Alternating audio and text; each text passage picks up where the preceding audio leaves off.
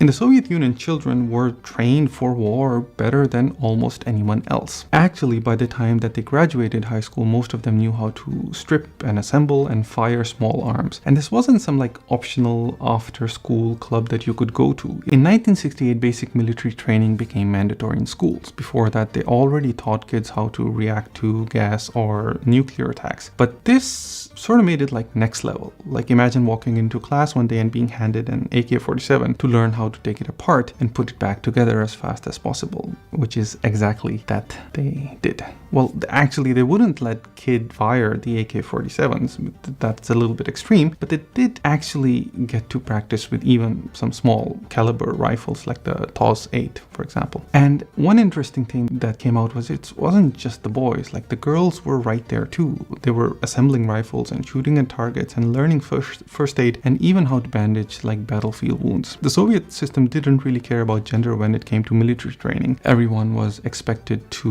really know their stuff. In addition, Soviet kids were also taught how to march in lockstep, like stand guard, and even handle anti-tank warfare. They learned about recon missions, radio electronic warfare, chemical protection, I mean, you name it. They knew quite a lot. And they also got a crash course in military strategy and tactics. One of the coolest or maybe craziest part of this training was a game they all played called Zarnitsa. It was like a massive military simulation complete with parades and marches and competitions. The highlight was the combat phase where kids had to capture the other team's flag while protecting their own. It reminds me of like Counter-Strike, but stakes are actually much higher.